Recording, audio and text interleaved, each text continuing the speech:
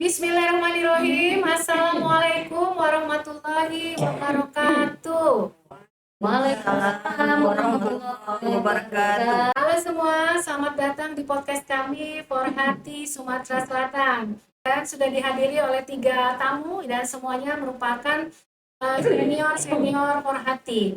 Yang pertama, perkenalkan dulu di sini ada Yunda Safrida. Halo Yunda. Halo juga. Alhamdulillah. Assalamualaikum warahmatullahi wabarakatuh. Waalaikumsalam warahmatullahi wabarakatuh. Yang kedua, tamu kita adalah Yunda Rosmalina. Halo Yunda. Halo, assalamualaikum warahmatullahi wabarakatuh. Waalaikumsalam warahmatullahi wabarakatuh. Dan yang ketiga, yang paling halus sekali suaranya, yang paling lembut, Masya Allah, Yunda Samsia. Halo Yunda. Halo juga. Assalamualaikum. Waalaikumsalam warahmatullahi wabarakatuh. Hari ini adalah podcast yang pertama untuk Porhati Sumatera Selatan.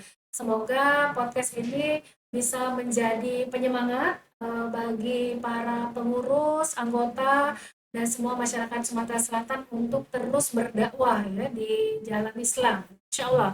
Amin. Amin. Oke, sekarang kita mau memperkenalkan dulu. Mungkin karena ini yang pertama, kita perlu tahu for hati. Ada kata hati, jadi kayaknya dalam benar ya Yunda ya. Apa sih for hati? Jadi for hati itu berdasarkan informasi ya, berdasarkan informasi dan kita semua sebenarnya adalah for hati. For hati itu adalah forum alumni Hemiwati yang didirikan di Jakarta itu tahun 1998. 98 ya Yunda. Jadi tahun 98 dan ini betul-betul merupakan semangat reformasi dari para alumni Hemiwati. Nah, untuk di Provinsi Sumatera Selatan sendiri tentunya di sebelah saya ini sudah ada tokoh penting untuk pendiri Forhati di Sumatera Selatan. Betul begitu ya Yunda Safrida ya. Jadi kita langsung saja kita langsung saja dengarkan cerita. Sebenarnya kita santai, podcast ini bentuknya memang santai. Kita dengarkan cerita yang disampaikan atau pendapat atau pengalaman lah ya, yang jelas seorang pendiri Forhati di Sumatera Selatan. Silakan Yunda Pinda. Baik, Bismillahirrahmanirrahim. Assalamualaikum warahmatullahi wabarakatuh. Alhamdulillah. Terkait jejak sejarah berdirinya Forhati, tentu kita tidak bisa lepas dari jejak sejarah Forhati secara nasional. Jadi ceritanya begini nih, tahun 98 ketika terjadi reformasi bulan Mei itu ya, di seluruh lini alumni HMIwati itu berperan dalam meruntuhkan rezim Orde Baru yang mereka ikut demo ya, juga secara jadi juga di HMI juga menjadi bagian penting dari gerakan menurunkan Soeharto di DPR. Kemudian pada bulan November itu secara fakta, jadi Hemiwati itu alumninya, baik Hemiwati yang ada di himpunan maupun alumninya itu sebenarnya secara pribadi kalau alumni itu mudah berperan dalam rangka melakukan gerakan reformasi. Namun di bulan November itu terbersit pemikiran dari Yunda Nurhayati Jamal. Beliau itu duduk di Kementerian Agama ya, pengen ada wadah khusus bagi alumni HMIwati untuk bisa terukur tuh apa sih perannya gitu ya dalam menghela perubahan reformasi ini agar sesuai dengan cita HMI, yaitu ikut bertanggung jawab mewujudkan masyarakat yang diridhoi Allah. Nah, kemudian hasil bincang-bincang Nur Hayati dengan beberapa alumni itu kemudian mengkristal, ini mereka menjadi ada tim 10. Itu angkatan Nur Hayati Jamas itu dia Forhati tahun 60-an deh. Kemudian ada juga yang seletingan di atas kita itu Gevarina ya. Namun ketika Forhati pertama kali launching tanggal 12 Desember 1968 Yuk Geva nggak masuk karena senior semua mas. Jadi itu periode pertama. Bentuknya presiden. Nah, lahirlah wadah. Tapi harus kita garis bawahi. Momentum keberadaan Forhati itu lebih kepada apa? Forhati itu ingin mewadahi tuntutan masyarakat perubahan secara politik dan hukum. Itu Forhati punya wadah. Karena dianggap kami itu tidak menampung suara mereka gitu ya. Artinya begini, ini sebenarnya adalah perwujudan dari rasa tanggung jawab untuk mewujudkan masyarakat yang Allah tadi. Itu tuh. Nah, itu di pusatnya. Nah, sementara itu kegelisahan ideologis yang sama itu juga terjadi di Sumatera Selatan. Jadi saya ingat tuh angkatan saya, kalau kami kan angkatan 84 tuh ya. Ada juga Yuk Maretul Fadilah itu di atas saya ya. Dia itu masih balita itu. Ya. Jadi kemudian ada Yuni Saryani ini pernah jadi PB ya. Masa Yahya Zaini atau masa ini dari Mufti dan Baldan? Tidak. Di atasnya lagi. Karena ini 2 tahun lebih di atas. Ya, Oke. Nah, artinya di lokal Sumsel kegelisahan ideologis itu juga ada. Tapi kan kita tidak berada di pusat perubahan, kan saat itu tuh Jakarta yang menjadi pusat perubahan. Sehingga kami lokal ini buatlah wadah namanya Formusa. Nah, komunikasi muslimah. Jadi yang tujuannya itu apa? Tujuannya itu memberikan wadah bagi alumni, potensi politik alumni HBR untuk tetap berperan dalam membangun masyarakat yang diredeola tadi tuh gitu. Nah ya. Tapi memang bentuknya itu kan masih sangat lokali dan sangat apa tuh ya, masih sangat cair ya, belum kental. Nah kemudian ketika itu kan kita Forhati kan belum punya wadah.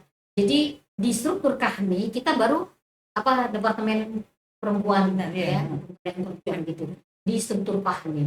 Nah akhirnya ketika berapa kali munas sebenarnya dapat amanah itu sudah berapa kali, tapi selalu terhalang secara teknis.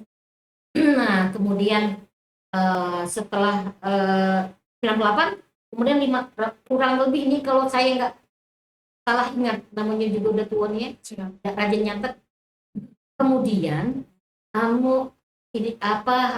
saya kemudian mengkomunikasikan sama kawan-kawan dapat amanah dari Munas ya, kemudian untuk membentuk Forhati di Sumatera Selatan, kemudian mengobrol waktu itu tetap seangkatan saya Yunda Maryam ya, kemudian lagi kalau Yunda Samsia beliau kan tugasnya di Riau, jadi relatif tidak begitu itu kalau urusan Forhati. Nah kemudian Adinda Rosma ya, kemudian Latifah Hanum ya, Eva ya, dan kita kemudian difasilitasi oleh salah satu alumni Forhati juga yang kebetulan itu adalah adiknya Yunda Maria, istrinya Kanda Ali Marwan Hanan ya. Beliau adalah Menteri Agama masa Presiden Megawati. Menteri Koperasi ya, Menteri Agama ya, benar-benar bisa benar salah. Menteri Koperasi ya. Nah, beliau memfasilitasi di rumah beliau di Jalan Sarasa. Disitulah kami itu runding diskusi berapa itu Forhati Sumsel pertama kali dibahas ya. Jadi justru yang menginisiasi yang di rambutan itu, yang di rambutan masih belakang Bunda. Itu rumah Bunda Kanda Ali Marwan Hanan pertama. Nah dari situlah kemudian mengkerucut akhirnya lahirlah Forhati Sumsel dengan format presidium, karena memang di dalam konstitusi Forhati itu bahwa format Forhati itu mengikuti format KAHMI yang ada gitu kan. Nah saat itu kan presidium, maka presidiumlah bentuknya. Maka presidium pertama Forhati Sumsel itu saya sendiri, Yunda Maryam ya, Remulkan, Dr. Maretul Fadilah, Profesor Huzai Mahdi, dan Yunda Siti Khadijah. Beliau ini istrinya Kang Vito ya. Masih ketemu terakhir gimana ya? Sudah beliau guru juga. Guru saya. Nah, jadi 5 inilah menjadi Presidium Forhati pertama? Itu perkiraannya tahun 2010 apa 13. tahun 2013 yang saya 2013. Iya. sekitar 2011-an kayaknya. Ya. 11. Misalnya kan rumah mu'alaf di situ kan, gitu situ Iya. kan. Ya, itu siapa? Ya juga berkantor di situ kan, gitu kan.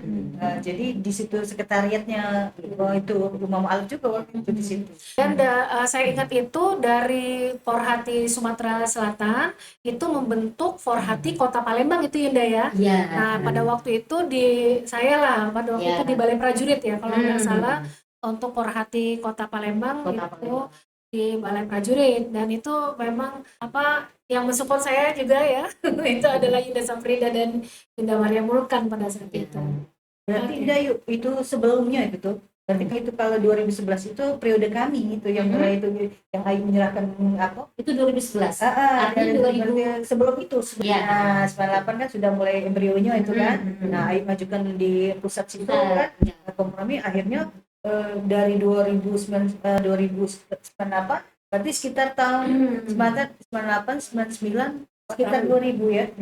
Kan 5 tahun, 5 Iya. tahun kan kita. Iya. Presidium. Berarti waktu 2011 itu yang waktu Henny terpilih jadi Forhati Kota, itu zaman Euros apa zaman Hipida? Zaman Rose. Oh sudah zaman Euros. Ya, Kayaknya belum deh. Pada waktu itu aku ingat kandidat itu ada juga Yu Latifah waktu itu. Ayu udah ada di Balai Prajurit. Iya. Ayu ada di Balai Prajurit. Berarti Euros Malina ada di Balai Prajurit. Yang ada di Balai Prajurit itu aku ingat ada Yunda Zulfa, kemudian Yunda Latifah, Yunda Diana Ekasari pada waktu itu. Itu kota ada Yunda Desi, ada Rosma apa nah, Rosdiana waktu itu.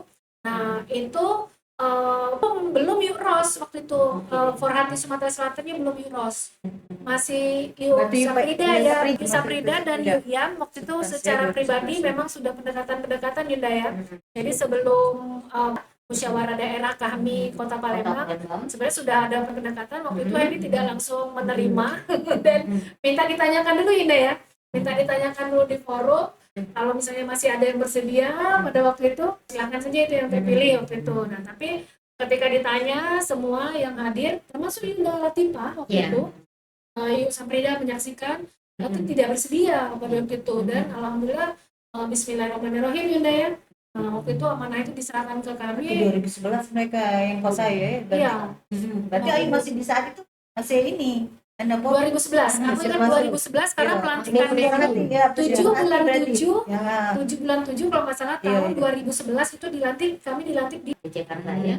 sama dengan teman-teman waktu itu. Jadi kalau mendengar, jadi sahabat Hijau Hitam ya, keluarga besar Hijau Hitam, kalau mendengar penjelasan dari Saprida tadi, sejarah panjang berdirinya Forhati ini luar biasa. Jadi membawa semangat reformasi. Jadi kita harus meluruskan di sini kalau ada yang mengatakan Forhati itu dibentuk untuk membuat grup pengajian atau arisan, wah itu ya terlalu kecil katanya Samsia ya. Jadi karena kan hampir seluruh iya betul. Jadi memang Forhati ini cita-citanya sangat luar biasa sekali, dan semoga kedepannya kita bisa terus menjaga semangat reformasi ini. Dan yang jelas Yunda, pada waktu kami menerima amanah waktu itu menjadi Forhati Kota Palembang, pada waktu itu kami juga memang menghidupkan pengajian alumni HMI cabang Palembang juga pada waktu itu memang.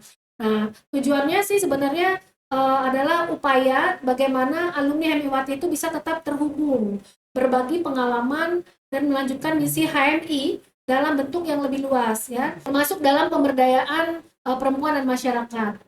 Harapan kita pada waktu itu dengan semangat kader intelektual profesional, Forhati itu ingin menjadi jembatan antara alumni dengan kader HMI dan bisa memberikan kontribusi yang nyata. Tapi ya itu tadi, jabatan itu pada waktu itu baru kurang lebih setahun kami jalani, ternyata kami menjalani amanah itu langsung dilirik pada waktu itu.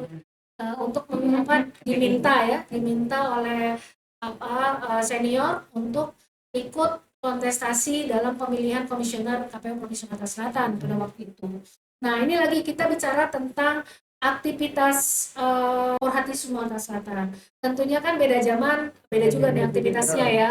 Ada satu mungkin kita tanya nih, pengalaman Yunda Saprida, kemudian pengalaman Yunda Ros dan Yunda Samsia juga.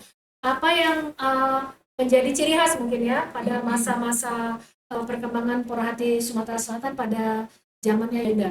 Sekarang mulai dari Yu Ros dulu atau Yu Saprida dulu nih? Yu Saprida dulu, oke. Tadi kan Siap, siap. ada 5 versi ya, Bu, kan? Iya. Nah, baik.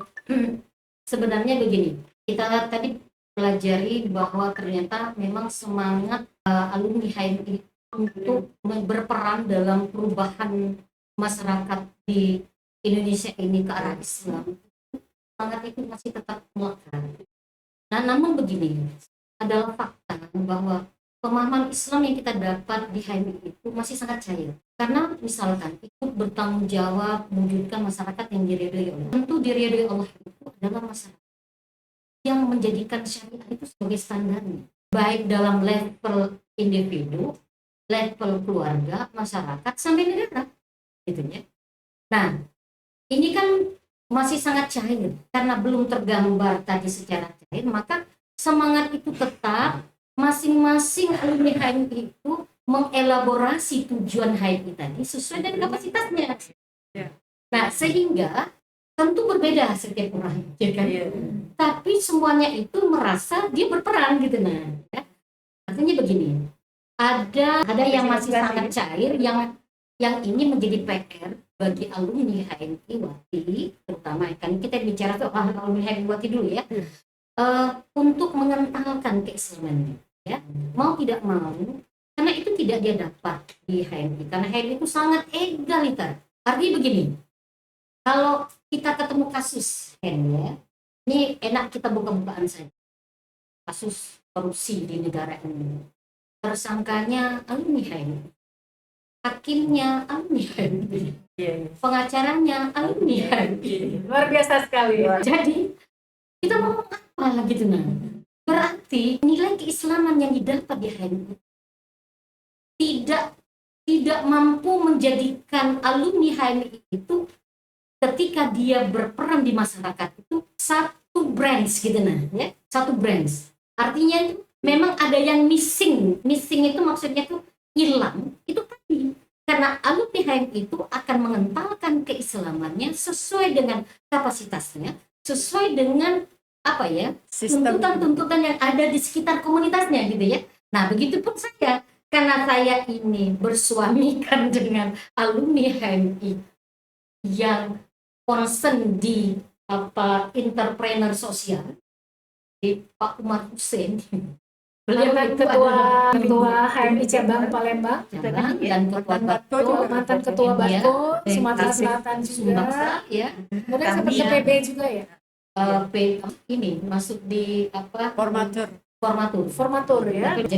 Jadi karena suasana di rumah kami itu adalah semangat entrepreneur sosialnya tinggi, karena suami saya begitu, maka saya itu lebih dekat kepada pemberdayaan masyarakat gitu ya. Ya. Kami ini orang yang anti mainstream, bukan pegawai negeri, sehingga pemberdayaan sosial seperti ini tuh akrab dengan saya. Nah, karena itu ketika suami saya itu menantang, ibu mau nggak jadi pendamping sosial masyarakat? Ada program pendampingan masyarakat fakir miskin, kemudian diharmonikan dengan penuhan lembaga keuangan mikro syariah. Memang kami suami istri itu memang concern terhadap syariah. Tapi yang ada di hadapan kami itu adalah memang syariah secara ekonomi. Maka itu yang kami tangkap, ya. Nah, akhirnya saya lah berperan di situ, gitu ya.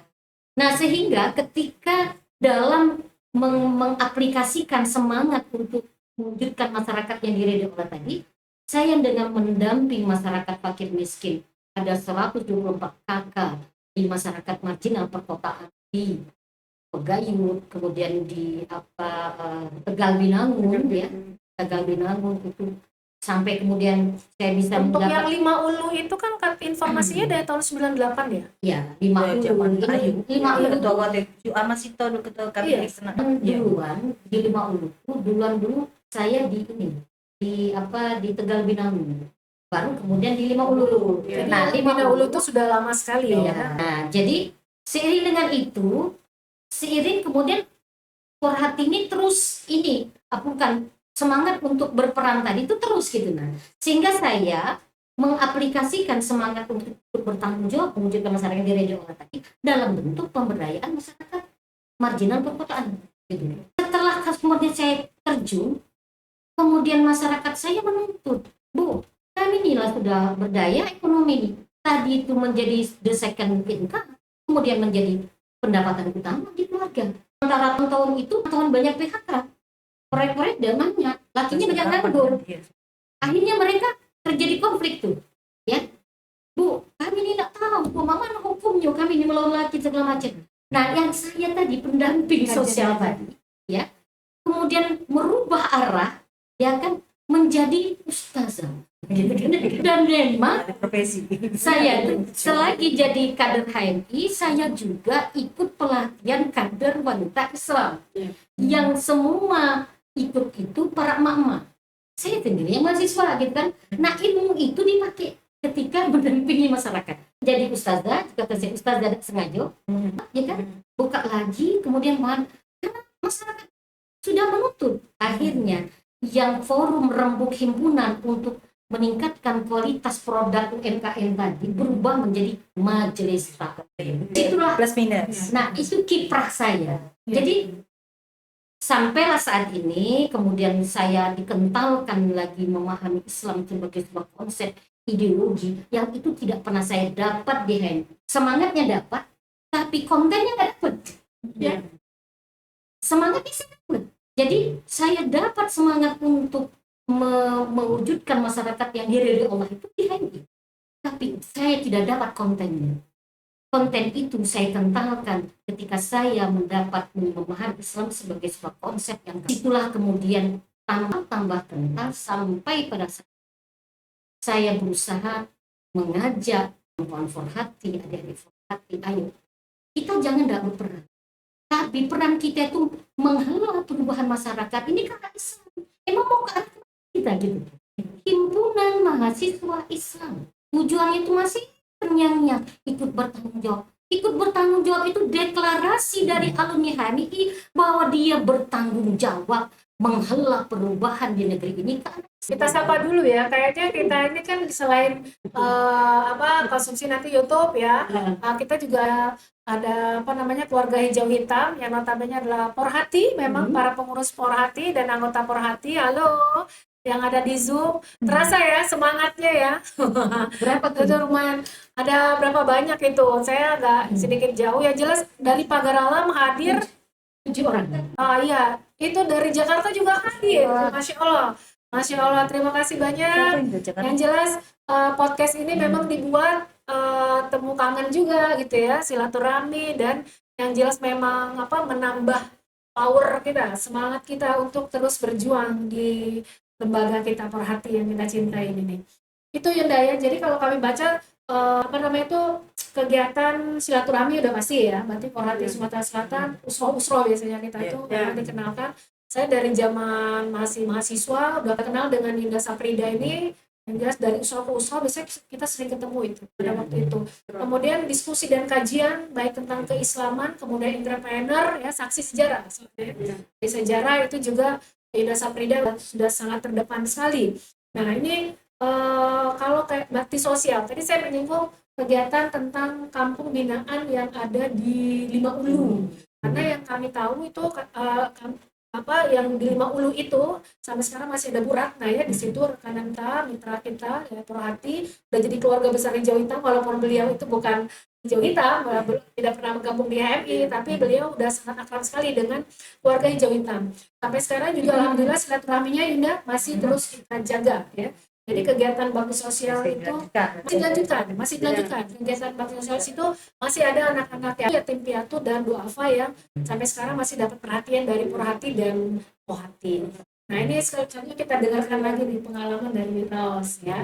Karena Ros ini juga setahu kami beliau merupakan presidium Porhati Sumatera Selatan yang memang sudah menghidupkan itu 14 Porhati daerah. Kalau dulu masih majelis daerah, sekarang di anggaran dasar kita udah menjadi Forhati daerah.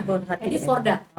Jadi masanya Yunda Rosmalina ya, Ustazah Ros kami nyebutnya, ini sudah menghidupkan 14 Forda. Nah ini silakan Yunda MD. desain apa ya MD Forhati atau Forda sekarang MD nyebutnya. Forhati. Nah silakan Yunda bagaimana aktivitas ya selama di Forhati Sumatera Selatan. Yang jelas Yunda Rosmalina ini adalah kepemimpinan kedua ya setelah Yusafrida. Kalau sebenarnya sama juga ya. Bismillahirrahmanirrahim. Assalamualaikum warahmatullahi wabarakatuh.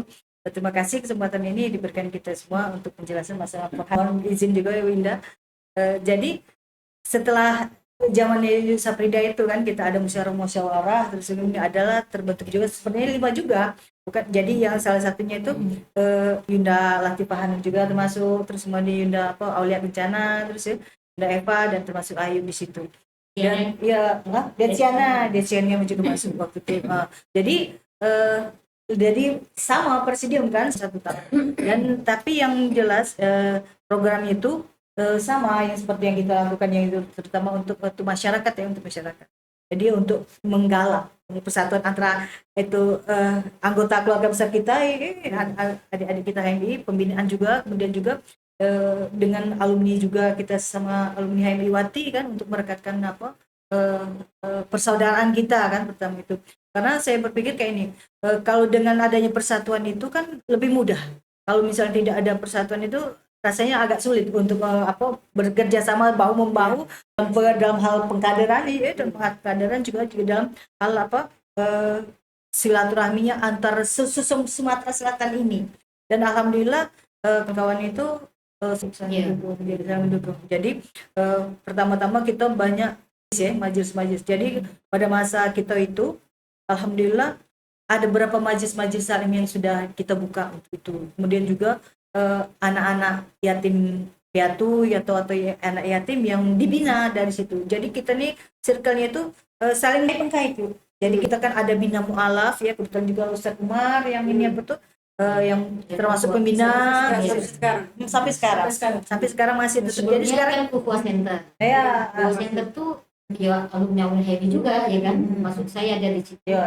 Kemudian Kuwa Centernya bukan bubar sih, tapi udah aktif. Akhirnya rumah mualaf itu.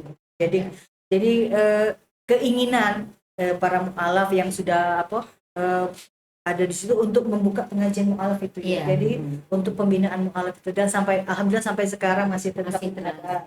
Sekarang kita masih ada di ISMI, di kantor ISMI. Iya. Jadi masih tetap. Jadi kalau misalnya rekan-rekan yang masih ada keluarga atau yang teman-teman yang mau menjadi mualaf atau juga yang mau dibina menjadi keislamannya lah di situ setelah mualaf bisa di situ di kantor ISMI di Anwar Sasro itu. Nah itu kemudian juga di situ juga kebetulan waktu itu saya juga tuh sebagai ketua Persatuan Orang Tua Guru dan Murid di Al-Furqon SDIT Al-Furqon. Jadi karena saling berkaitan kan sama jadi tidak pernah bertemu kami dalam persatuan orang tua. Iya, karena kan anak saya angkatan pertama. Pada anak. Jadi di situ alhamdulillah juga kan saling membahu tadi. Iya. Jadi dari mereka itu perkumpulan ibu-ibunya itu setiap hari Rabu itu pengajiannya itu. Nah dari situ juga melahirkan juga ya majelis yang lain lagi kan, yaitu saling membahu tadi, anak-anak yatim tadi dibina yang ada di 32 IDR itu kan. Ada yang di daerah Limawulu itu, kemudian ada daerah Lemabang, kemudian itu semuanya pada waktu itu berkaitan juga lah dengan program Forhati juga, karena saling isi mengisi, termasuk juga kita waktu itu yang demo tentang, bukan demo sih, kita penggalangan dana waktu sida. Pokoknya saling berkaitan lah di situ. Oh iya, kita pernah kerjasama, kita buat forum muslim bersatu. Iya pernah waktu itu ya. Forhati, kemudian beberapa unsur komunitas muslimah. Kita menekan gubernur, buat surat terbuka kepada gubernur terkait waktu itu ada kasus anak SD yang dia melayani anak SD juga melakukan hubungan seks. Itu puncak yang kita nggak bisa lagi kita diam.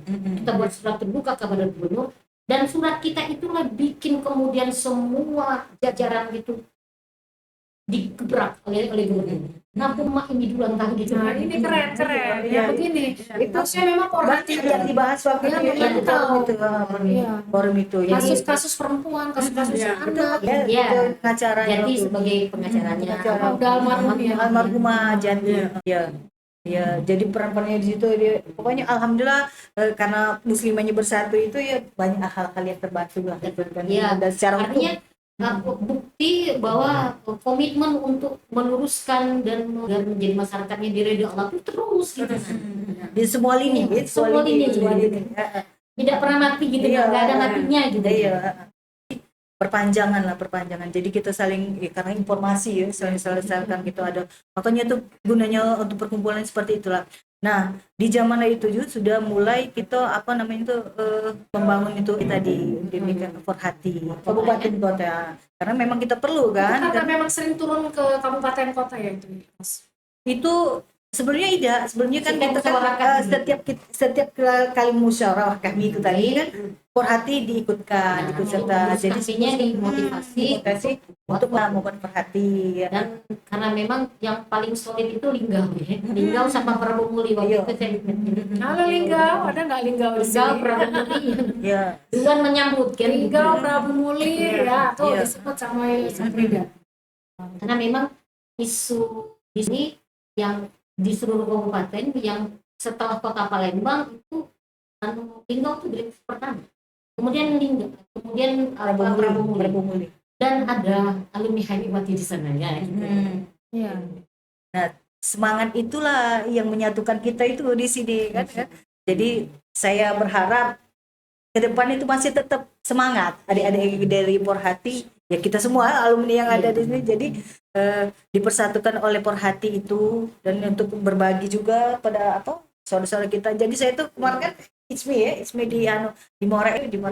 Jadi kan laporannya mereka itu kan bagaimana pengembangan itu apa program-program kerja, dan itu suatu inspirasi bagi kita semua ya, bukan cuma untuk itu HMI kan rata-rata orang HMI kan, dari orang hijau hitam semua kan ya, rata-rata kan. Nah jadi mereka itu ada program-program yang untuk ke masyarakat itu ya, yang memang luar biasa, ada kerjasamanya dengan apa sekelilingnya, ada yang dengan perusahaan jadi menghidupkan UMKM juga bisa, terus segala lini saya lihat di situ. Jadi ada juga misalnya kayak ini apa program mungkin ada yang korban ini ada 25 sapi sampai korban 25 sapi itu dari Orda mana itu yang kemarin itu disebutkan.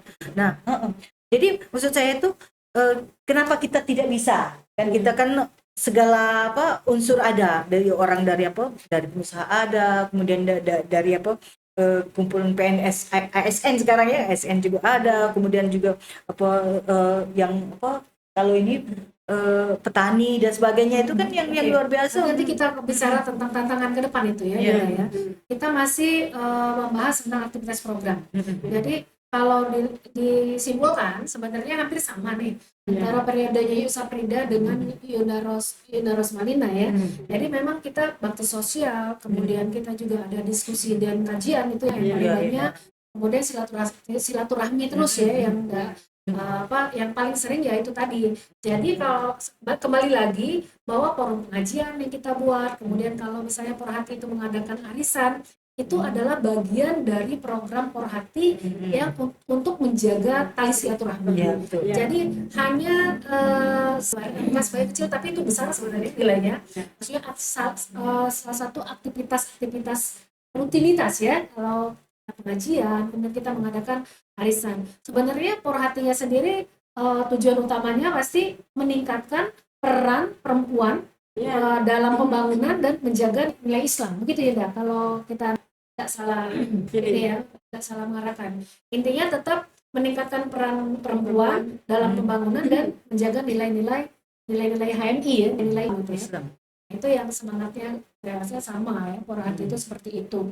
Nah ini Yuk Samsia gimana? Ada ini program-program yang pada waktu zaman Yuk Samsia mungkin jalankan, yang mungkin bisa dia bisa bercerita betapa HMI Wati dan HMI Sumsel itu ada branch selalu orang yang terdepan dalam terikat dengan syariat. Silakan. Baiklah, terima kasih. Assalamualaikum warahmatullahi wabarakatuh. Itu sangat Juga kawan, teman-teman, adik-adik ya. Jadi Tidak apa-apa. saya ini sebenarnya setelah tahun 1998 itu Forhati itu terbentuk, saya tidak ada sebenarnya. Saya sudah di Riau pun di daerah pedalaman lah. Hatinya Katakanlah masih terikat. di pedalaman, artinya untuk menjangkau ke tempat saya tinggal bertugas itu harus pakai boat kan, harus Luar biasa. dari apa, dari Palembang, Jambi, Tungkal, Walenok, kemudian Pemilahan, Teluk Pinang. Dari rumah ke sekolah itu kira 2 kilo lah, itu jalan kaki bolak balik setiap hari. Semoga jadi amal jariah untuk setiap Amin. langkah kami. Karena tugas kan, takdir Allah di sana dan tidak pernah terbayangkan. Jadi saya sebagai seorang Yundani sebagai seorang HMIwati ya, karena menilai kader. Jadi apa yang didapat nilai itulah yang diterapkan di sana. Jadi bagaimana nilai kaderisasi selama di HMI dari tahun 85 sampai 92. Jadi terakhir Ayu itu sebagai Kabin Intern Kohatib ya. Maksudnya LKK di ADRT itu di Kongres 92 di Pekanbaru. Pada saat itu terpilihnya Cak Yahya Nur Sirawati Kohatinya. Yahya Zaini ya, Ya, sebagai masuk ke dalam ini di Munas Kohati. masuk kurikulum Masuk kurikulum ya, masuk Itu latihan khusus Kohati. yang embrionya memang dari Sumatera Selatan. Jadi Ya. Ide awal draftnya itu dari Sumatera Sumatera. Selatan. Mulai dari Jadi kita di tahun berapa itu yang kita di Bengkulu? tahun Kaderan Kohati. tahun 83 dia 83 di 85 di Bengkulu. Kemudian di Metro 85 ya? 85. berarti sudah lama ya. Jadi sudah saya- 91. Sesubaksem. di Samarinda waktu Ayu pergi dengan Yutanti. Nah, diperjuangkan di Samarinda, Ya, di Samarinda, Saloka. kemudian terus Terus di kan di Surabaya dan Bali kan. Bali, Baru terakhir Di Riau. digolkan di Riau. Iya. Alhamdulillah. Kami dulu di Solo waktu ikut Lokakarya itu Iya. tahun 94 kali di situ. Lokakarya KHP itu LKK itu latihan khusus. Jadi apa namanya? MIwati itu dengan kapasitas masing-masing yang dimiliki, harapkan MIwati memang mempunyai nilai lebih dengan adanya LKK itu. Saya juga LKK, walaupun Ya. tidak sempat Kan jadi menjadi syarat, masih ada jadi syarat. masih ada Ya. masih. Saya LKK, Masih. tapi tidak sempat bergabung menjadi pengurus Kohati ya. Iya. Ya. Nah, Tapi materi ini sekarang yang sudah Nah itu sudah itu banyak yang perubahan apa di namanya yang tahun sekarang ini. materi-materinya itu mestinya Ini kan harus kerjaan. tidak melenceng. Banyak Ya. Jadi padahal Tidak mau. LKK itu kita itu Karena kita maunya dengan perempuan asas gitu. kehormatan keislaman. Ya. Bisa Ya. ya. Saya bilang tadi Dek, ini karena nilai di HMI ini masih Islam itu kan masih sangat cair. Iya. Maka dia kental itu oleh upaya masing-masing alumni ini. Iya. Triggernya apa gitu? Iya. Kalau saya tadi triggernya kan di pemberdayaan masyarakat tuh. Nah maka berusaha memberdayakan masyarakat dari sisi dia paham fungsi dia sebagai ibu, sebagai pendidik utama anak, ya kan, sebagai madrasah pula. Ini di birokrasi, ya kan, tentu harusnya tahu ya bagaimana fungsi seorang birokrat gitu. Ketika dia mau menanamkan nilai-nilai Islam di komunitasnya, apakah dia termasuk pengambil kebijakan? Tentu pengambil kebijakan ini berbeda keputusan yang diambil dibanding dia sebagai pegawai biasa. Maka ketika mau merebut misalkan pengen duduk di suatu ini, maka tidak boleh lepas di benaknya itu aku harus berperan mewarnai gitu kan, ada semangat kita mewarnai walaupun memang pada faktanya kebanyakan itu terwarnai. Nah, itu yang jadi masalah. Dan itu kan itu karena balik lagi kepada warnai tapi dia yang terwarnai. balik kepada kapasitas Kebanyakan, keislaman yang Iya. mampu kita kentalkan ini gitu ya. Jadi Ketika dia kalau saya memang terjun di dunia pendidikan sesuai dengan kapasitas bagaimana menciptakan kader anak bangsa ini cerdas dan berakhlak mulia Iya. sesuai dengan tujuan HMI. Jadi mungkin kalau kita memang kembalikan ke situ ya, jadi kan para alumni HMIwati ini kan sudah punya kiprah masing-masing sebenarnya. Ya. Sebab sudah punya kiprah di luar, kemudian kita aktif di dalam organisasi, biasanya kita juga pasti akan menghidupkan organisasi ini dengan kiprah kita yang di luar itu ya, Yunda ya. Ini karena Yunda kemarin Yunda bidangnya pendidikan, jadi memang bagaimana menjaga kualitas pendidikan itu menjadi lebih baik, gitu. Tidak dekat dengan nilai Islam seperti itu ya, dan nilai yang terkandung juga di HMI yang luar biasa. Kalau sekarang kita masuk ke sesi bicara tentang tantangan. Ini dia. Kita tadi sudah bahas tentang sejarah ya. Kita sudah bahas tentang aktivitas-aktivitas yang sudah kita lakukan selama berforhati, dan jelas ada lagi satu pengembangan kapasitas.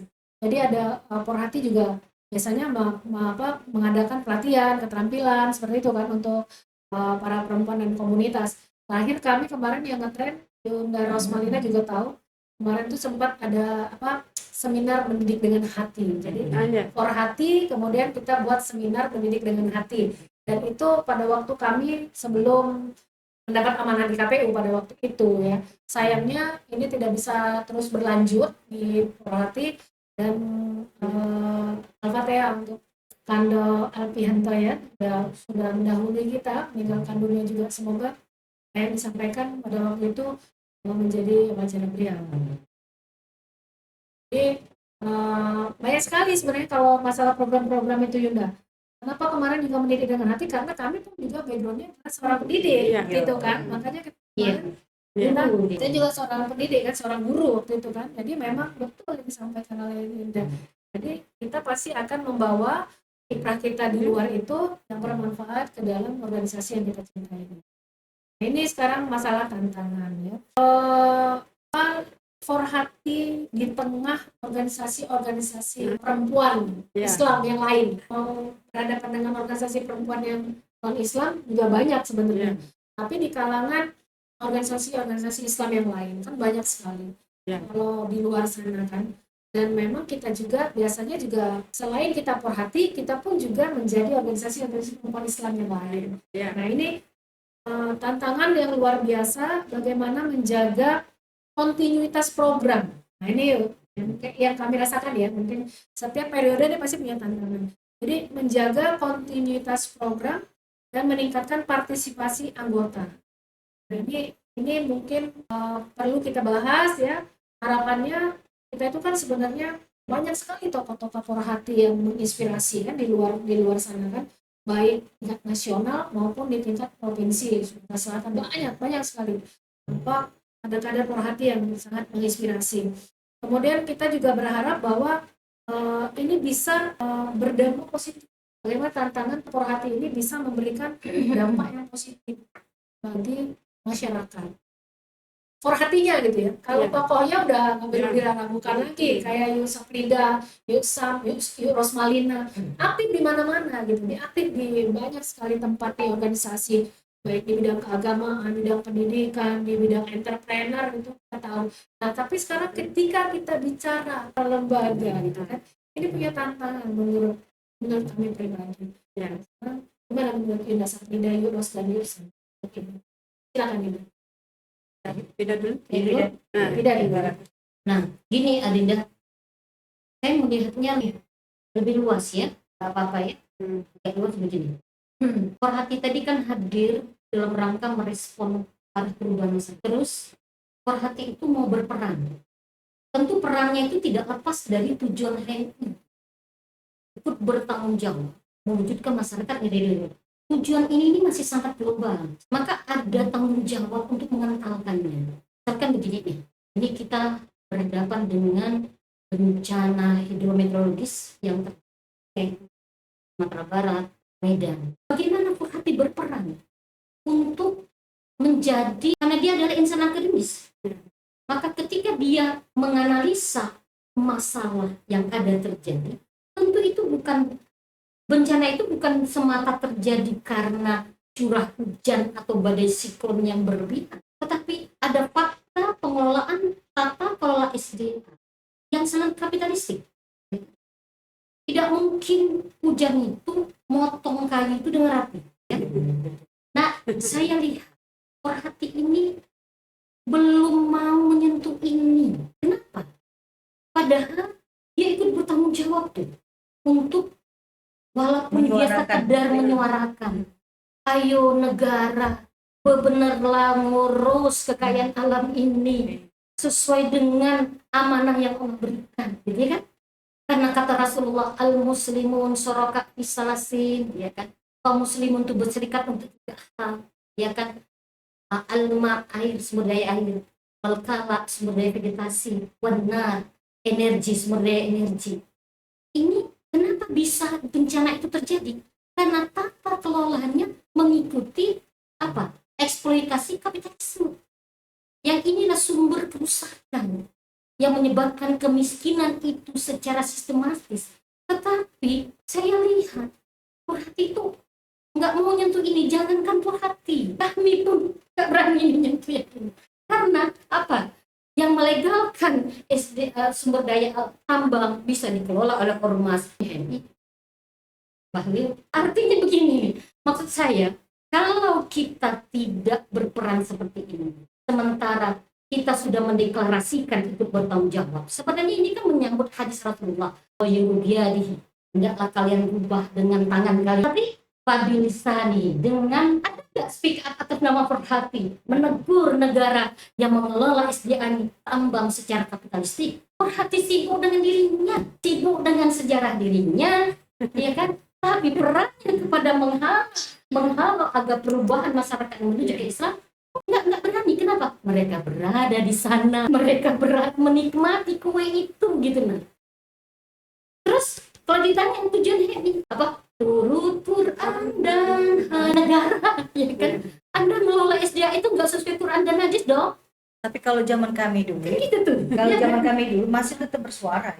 Kalau misalnya ada terjadi hal-hal yang itu agak menyimpang misalnya, itu bersuara dibuat di forum kita ini, ngomong kakek ke laporkan di DPR. Dan kita buat ini apa tuh? Kita buat apa tuh?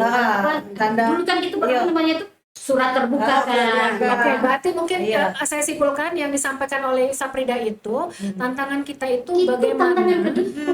kita bisa berkomunikasi dengan senior-senior kita sendiri yang membuat kebijakan itu gitu loh, Iya, dengan tapi membawa gitu ya, dengan tapi membawa memahami misi dulu organisasinya. hakikat persoalannya nah. Iya. Jadi kita pahami dulu hakikat persoalannya. Iya. Ya kan dianalisa dulu. Iya. Standarnya Quran hadis. Iya. Nggak standar lain, ya kan?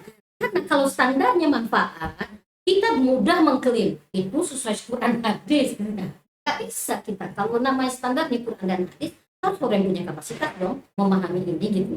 Nah, karena misalkan kenapa lahir undang-undang yang membolehkan ormas mendapat tambang yang saat ini kemudian menjebak organisasi terbesar saat ini, kita berani nggak speak? Iya, gitu, benar. Iya. HMI aja nggak berani speak up, ya. Iya. Kami nggak berani, apalagi Purhati gitu nah. Nah ini tantangan ke depan. Jadi Anda hanya butuh speak up dan Anda analisa masalah itu sesuai dengan kapasitas akademis, karena kita ini insan akademis, pencipta, pengabdi yang bernafaskan Islam. Ya. Mana itu? Tambah lagi keberanian alumni HMIWati itu untuk bicara itu. Iya. Atas nama Purhati. Nama Kenapa Purhati. nggak Menyuarakan. Walaupun Iya, jadi mungkin presidiumnya ini orang berada di Demokrat. Iya. Karena Anda akan dihisap nih. Iya. Kita akan dihisap. Kita tidak dihisap berdasarkan PNS kita. Kita dihisap keislaman kita. Gitu. Iya. paling tidak ada suara untuk menyuarakan keadilan. Nah, itu maksud saya. Tentu ini kita butuh memahami, oh Islam itu sangat detail mengurus SDA itu. Tadi kata Rasulullah, oh artinya sumber daya alam yang potensinya berlimpah itu haram dimiliki dikelola oleh swasta atau individu. Ini paham nggak dunia ini? Karena kalau nggak paham, ayo perluas literasi. Saya bersedia mengajak, ayo kita diskusi. Kita sinergi, ya kan? Untuk memahami ini, kemudian kita bisa speak up. Tugas kita hanya speak up kok. Karena kan fa'ilman yastatik fabilisani. Dengan lisan dong. Kan kita oke? Nah, jadi speak up terkait perubahan masyarakat. Karena kalau tidak itu kita digilas oleh zaman. HMI tinggal sejarah, dia menjadi konsumen perubahan. Dia bukan pelaku perubahan. Saat ini kita lagi bertarung nih. Direbut ini, ideologi sosialis gaya yang udah mulai bangkit nih. Betapa misalkan sosok seorang Ferry Irwandi dalam waktu sekian hari dia bisa mengumpulkan 10 miliar untuk dana bencana di Sumatera. Dia adalah pengagum Tan Malaka. Tan Malaka siapa? Itu ideologi itu yang mau kita ini. Ini HMI di depannya, tapi HMI ini nggak kental, yang kita hanya di konsumen dalam perubahan. Cuma memang gawe ini udah kate duitnya, kate tantangan jabatan, kate dunionyo. Artinya HMI perlu diasah terus akidahnya. Apa lakukan, apa yang di speak up itu semata apa didorong oleh apa keimanan. Bukan kepentingan S2, S3, bukan kepentingan untuk jabatan B. Bisa nggak itu? Bisa kalau akidahnya dipahami dengan sangat. Nah, itu tantangan. Mampukah hati menyediakan kajian yang membuat alumni yang merasa sangat terikat dengan syariat dan seluruh hidupnya itu hanya semata-mata untuk mengabdi kepada Allah? Itu tantangan ke depan. Kalau enggak, Nih kita banyak yang hadir nih, banyak yang hadir tuh. Hmm. Kayaknya ada apa? Ada UMI Zona juga. Nanti ada kesempatan ya. Kalau bisa nanti ada sempat kayak baik apa inilah menyampaikan juga nanti ininya apa mau bertanya atau berbagi pengalaman juga boleh nanti ya. Oke yuk, itu tantangan dari Safrida. Nah sekarang dari Yunda Ros Malina, apa nih menurut Yunda Ros, karena Yunda Ros kan yang lebih update juga kan. Apa setelah kami gitu ya menjalankan amanah ini, Yunda Ros udah paling tahu lah bagaimana kondisi Porhati saat ini. Jadi memang kita juga butuh untuk meningkatkan kualitas SDM dan meningkatkan kualitas apa namanya kuantitas juga ya, kuantitas karena luar biasa memang kita punya organisasi yang keren gitu ya. Porhati ini luar biasa organisasinya. Nah cuma memang kesadaran para alumni untuk membangun Porhati bersama-sama itu memang masih butuh kita bakar lagi gitu ya semangatnya gitu kan. Yang jelas memang tidak mudah ketika sudah menjadi alumni itu kan kita udah menikah pasti ngurusin suami, kemudian punya anak nih, udah punya suami punya anak pasti ngurusin anak juga, kemudian apalagi yang sambil bekerja itu juga sambil bekerja juga ya. Ini ngomongin sendiri sebenarnya, tapi alhamdulillah Yunda Ros juga menyaksikan perjalanan hidup kami bahwa sejak kami ber-HMI kemudian menjadi alumni HMI itu sadar betul bahwa kami ini adalah umat kader bangsa, dan setiap kajian-kajian juga sama Safrida sama Yunda Ros kayaknya diajar pada waktu itu. Nah, silakan Yunda, gimana menurut Yunda tantangan untuk Porhati depan? Ya, alhamdulillah pada sekarang kan sebenarnya banyak luas ya tantangan itu. Pertama karena kalau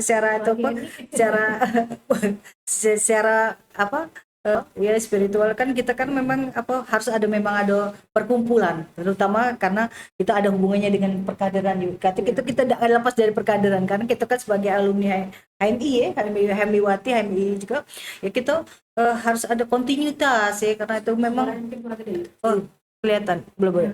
Nah, jadi terus terhubung, kita tidak pernah lepas dari itu.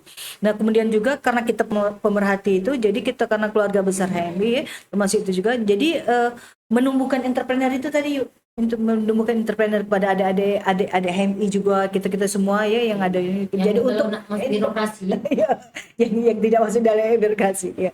Jadi kita itu menumbuhkan bagaimana untuk menciptakan entrepreneur ya masing, karena kita pada zaman sekarang ini tidak mesti harus menjadi birokrasi, harus ASN dan sebagainya kan itu. Nah yang jelas kita cuma mencontoh Rasulullah gitu. Jadi dari inspirasi itulah sebenarnya saya itu termasuk ada beberapa cabang juga itu, termasuk di Jambi itu juga, di Jambi untuk entrepreneur ya, di cabang itu. Kemudian juga ada juga di daerah Lahat itu dan sekitarnya, dan di Palembang.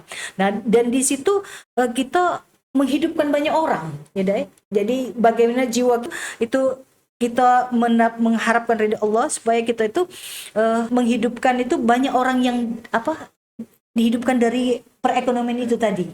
Jadi menumbuhkan entrepreneur itu, jadi kepada adik-adik HMI harus semangat jiwa untuk bangkit ya sebagai untuk menghidupkan ekonomi. Jadi ekonomi kerakyatan, UKM dan sebagainya. Jadi tidak perlu modal besar sebenarnya untuk menjadi entrepreneur itu kan ya. Tapi harus dengan jiwa itu tadi. Nah, dengan menggunakan jaringan HMI itu sebenarnya bisa kita untuk menghidupkan itu tadi. Nah, sebenarnya kalau Kak Umar Hussein kan bisa di Facebook itu kan ya, bisa juga di Baitul Mal wal Tamlil ya. Ya. Jadi di situ. Jadi sekarang ini pun karena sudah era digital, kemarin saya tuh ngisi materi tentang masalah masalah kebendaharaan juga di HMI cabang tentang dengan dikaitkan dengan era digital ini. Dan kita ini sudah masukin itu tantangannya. Beliau bersedia menularkan ilmu entrepreneurnya, sehingga alumni HM itu jangan terpaku linear aja jadi pejabat, jadi birokrat, jadi caleg. jadi entrepreneur itu jiwanya merdeka. Iya. Iya. Nah, jiwa yang merdeka inilah yang bisa mudah menerima Islam. Iya. Tapi kalau kita jadi masuk ke dalam sebuah sistem itu mau nggak mau, kita tuh kedistrak gitu. Nah, jadi Kita beliau bertahan. ini. Nah, ini masa kepemimpinan ini, ayo. Iya. Jadi entrepreneur itu tidak tertutup cuma permasalahan modal, tapi yang di era digital ini kan banyak tuh peluang-peluang yang ada di media sosial, media yang ingin bisa menghasilkan sesuatu ya, yang bahkan lebih besar lagi itu untuk. Dan saya itu berkaca dengan teman-teman yang ada adik-adik yang di luar Islam itu ya, mereka itu yang sudah SMA itu sudah mulai menggunakan itu ya melalui media sosial itu tadi, rata-rata mereka berhasil kan itu rata-rata di situ.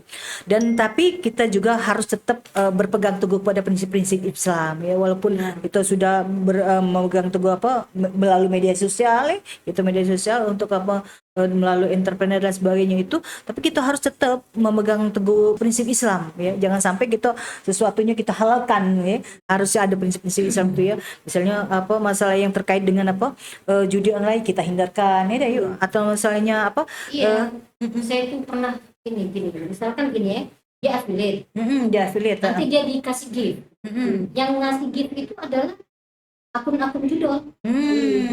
Gimana tuh? Karena gift itu bisa diuangkan ya. Artinya kita perlu memahami syariat terkait muamalah itu. Boleh nggak kita?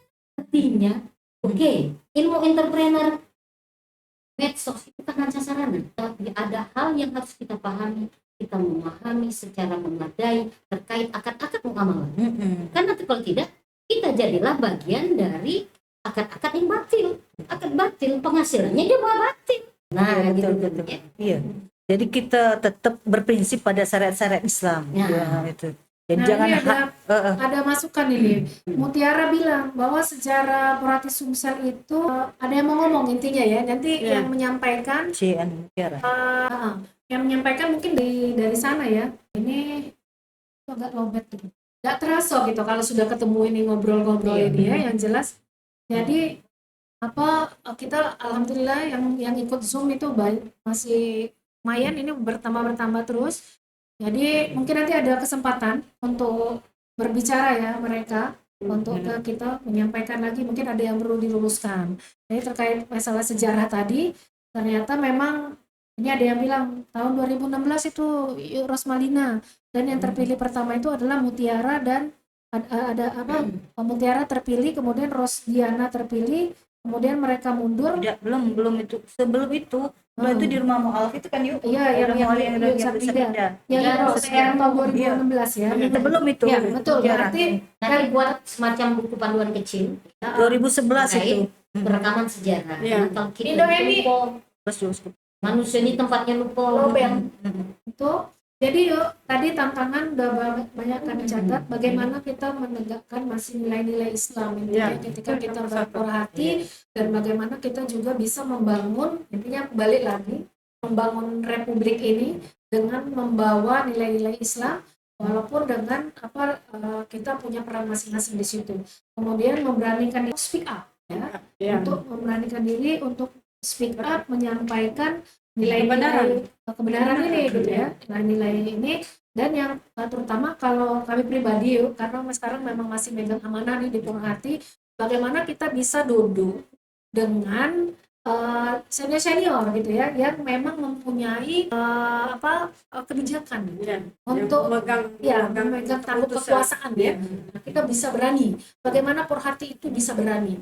Nah, itu ketika kita berbicara tentang republik ini. Nah, tapi memang kita secara organisasinya juga Yunda Pida, Yusam ya, Pida, Yusam dan Yuros, itu kita ini juga punya tantangan gitu loh. Kadang kita melihat adik-adik kita pun itu juga butuh diingatkan. Nah, ini Yunda Rosmalina luar biasa perannya pada waktu itu. Jadi kita adik-adik kita berHM ini memang sangat mudah sekali dipengaruhi dengan hal-hal yang menyebabkan mereka kebutuhan kayak kekinian. jabatan itu kalau zaman dulu kayaknya kita takut sekali amanah mendapatkan jabatan gitu, mendapatkan amanah itu kita takut sekali.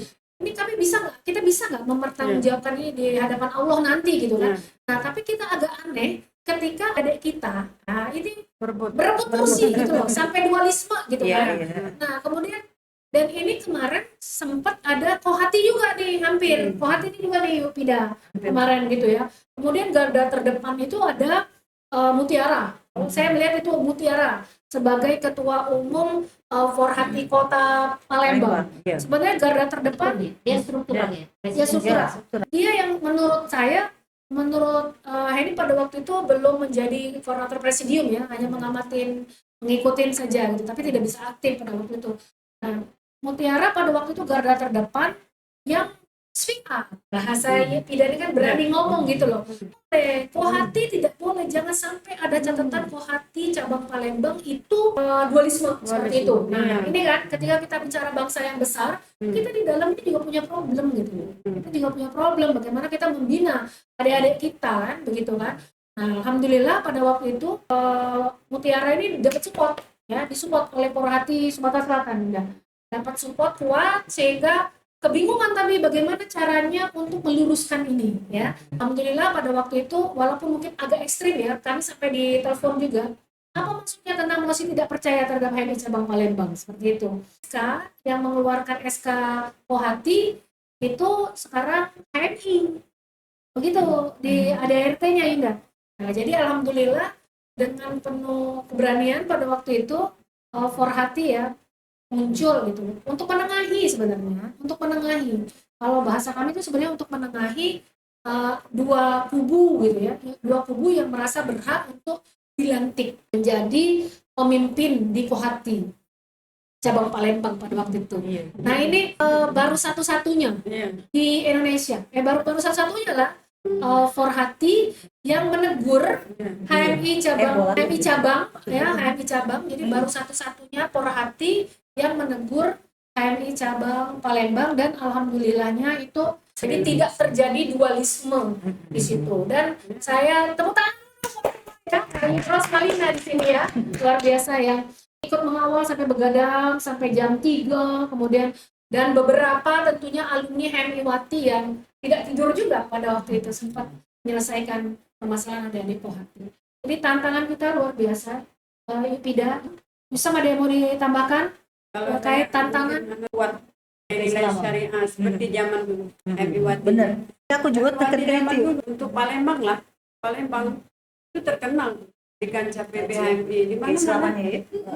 Tak pernah salaman dengan lelaki, tak pernah sama HMI Wati. Kemudian pakai baju Islami, baju penjahit, gamis itu bajunya. Dan kami pakai kaos kaki. Sampai sekarang kami tidak pernah pakai kaos kaki. Konsisten pakai gamis tuh. Jadi itu lebih di kalau dalam bekerja itu apabila bisa hidayahnya Allah yang menilai, tak perlu minta penilaian orang, tak ada tendensius.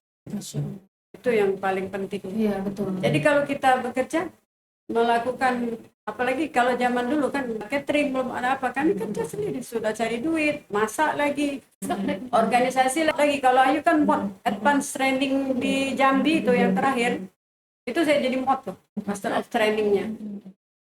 Harus cari duit juga, harus jadi SC juga, tapi tidak butuh pengakuan, tapi cukuplah Allah. Validasi. Kami setuju sekali kalimat tidak butuh validasi itu. Ya.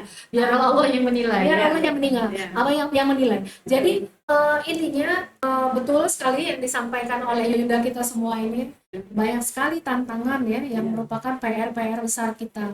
Tapi yang jelas satu hal, kita itu kan sebenarnya merugi ya. Kita tuh Ya. sebenarnya merugi kalau kita tidak saling nasihat-menasihati. Menurut kalian Innal begitu ya? ladzina amanu wa amilus Nah, ini Iya, betul. Nah, cuman kita ini kan kadang gitu. Jadi norma-norma sosial kita itu memang sekarang udah mulai ini Iya. tergesur bahasa itu kan. Jadi kalau kita secara pribadi misalnya Impida sudah mengingatkan gitu kan, paling tidak kita diam. Nah itu kan paling tidak kita diam. Diam itu apa pasti bingung, menyaring gitu. Nah yang ada ini sekarang ya baik adik-adik, mungkin akan sesama kita juga. Ketika ada yang mengingatkan ini, itu tadi malah mencari pembenaran, malah kadang mencari gerbong-gerbong gitu ya. Benar ya Ras ya? Itu tantangan. Menurut saya pribadi itu tantangan. Mencari apa? Itulah tantangan abadi. Betul. Dan program. Betul. Jadi coba bayangkan kita tuh masih sibuk dengan diri kita loh. Benar. Gimana kita mau menampakkan speak up untuk umat? Betul. Nggak selesai urusan pribadi kita nih. Ya kan? Habis ya. Betul. Tetapi kalau tidak segera diselesaikan juga, jadinya menjadi itu tadi, Iya. menjadi Nah, bom waktu untuk artinya- kehancuran sebenarnya. Sebenarnya kan Forhat itu hadir dua sisi. Satu dia untuk mengarah perubahan, menjadi berperan di arah perubahan masyarakat. Kemudian di sisi lain mengawal adik-adik. Jadi LKK itu dibimbing oleh Forhati. Ya. Siapa pengisinya? Forhati itu memasok. Kamu tuh apa deh? Yang ahli dalam urusan keperempuanan syariat. Kita tuh siap dengan datanya. Sehingga adik-adik itu dapat terabas selek. Siapa be disuruh ngomong di Iya. entah aku belau disuruh ngomong karena ngomong itu ada duitnya. Harus diseleksi. Ini perkaderan deh. Iya. Kamu suruh ngomong sosialis ngomong di situ. Nggak ikut berdosa apa kamu pikir? Kayak gitu deh. Nah ini itu tugasnya. Dek, kalau ke Islam soal ini dek, jangan yang lain gitu. Kita tuh bimbing adik-adik kita tuh generasi gen Gen Z. Semoga adik-adik kita bisa ya. Iya. Dan memang harus sabar juga hatinya nih, harus sabar. Iya, artinya Forhati juga siap dengan data alumni potensinya apa, dia ngisi LKK apa gitu. Jangan sampai sembarang orang gara-gara dia nyumbang disuruh ngomong di sini. Iya. Ini perkaderan deh. Iya. Iya. Kalau mereka terdistrak oleh itu, kamu melo dosa jariah. Ini kadang-kadang tuh disepelekan.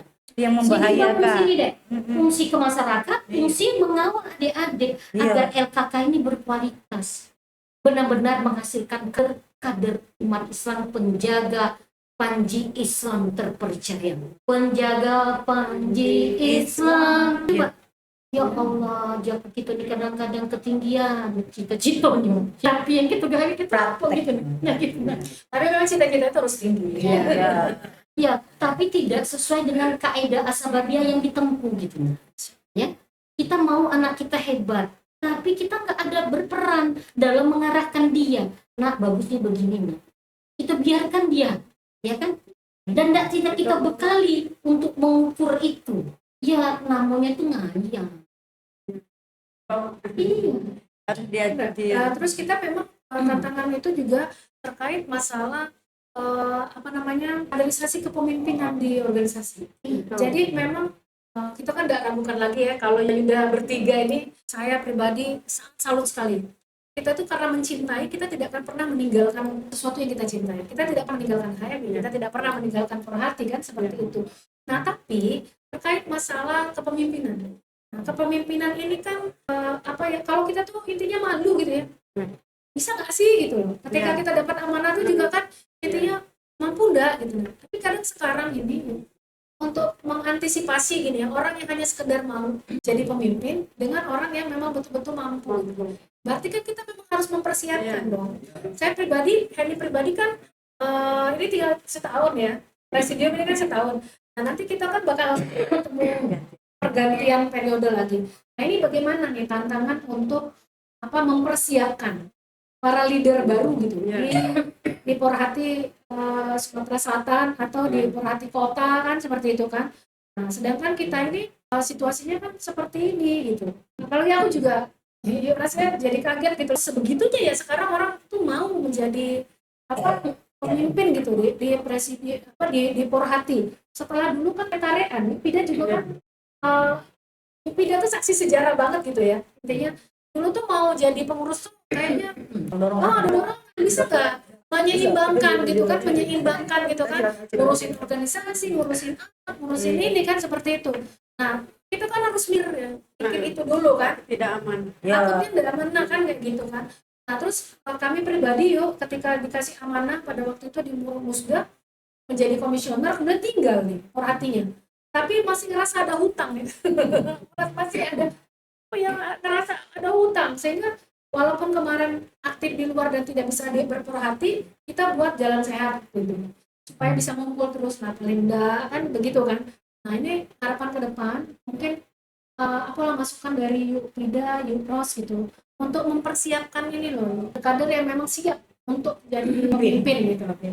Yang hebat tuh banyak, tapi yang hebat-hebat itu pasti maunya dilamar dan dipersiapkan gitu untuk menjadi pemimpin gitu di Porhati ya. Nanti dulu kita bicara HMI gitu, di Porhati dulu gitu. Yang berani gitu kan nggak berani. Mau lihat yang berani speak up gitu sebagai Porhati itu nggak banyak gitu.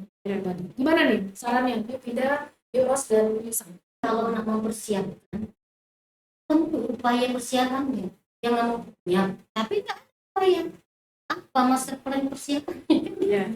Dan pengumpulan itu kan kayak kelihatan Program libatkan mereka seluruh mana yang sudah posasa. sering adanya pertemuan.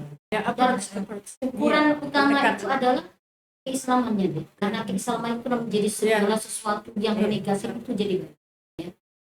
Karena sehebat apa dia, tapi kalau kemudian keislamannya itu tidak jadi ukuran, entah lagi deh itu ukuran utama. Kemudian kedua tadi upayanya apa dari sekarang mulai disasar. Artinya begini, jangan sampai kita lepas periode Porhati ini tanpa kemudian kita tidak mempersiapkan, walaupun persiapan kita ini nanti terus ikut mekanisme organisasi dong, bukan lagi pakai gerbong-gerbong gitu tuh. Semata-mata persiapan kita ini yang terpilih itu adalah orang-orang yang sudah terarahkan dan sudah kita persiapkan, dan yang menjadi pertimbangan itu kualitas keislamannya itu yang utama. Baru kemudian kemampuan manajerial organisasinya. Dia harus sudah clear dulu dengan urusan pribadi. Jangan sampai nanti berkelindan. Urusan pribadi menjadi meregional, itu tuh Tidak beres. omongan Tidak beres. dan zaman kami. Jangan sampai urusan pribadional, meregional, menasional. Artinya orang yang nanti yang kita harapkan mengganti kita itu orang yang sudah clear dengan urusan pribadi. Tapi yang menjadi standar utama adalah pemahaman keislaman. Karena inilah yang menjadi segala sesuatu itu jadi baik, jadi filter. Ya. Terus Kalau saya sepakat dengan itu. Cuma satu lagi kok, harus banyak pendekatan dalam rangka mencari penerus gitu. Iya.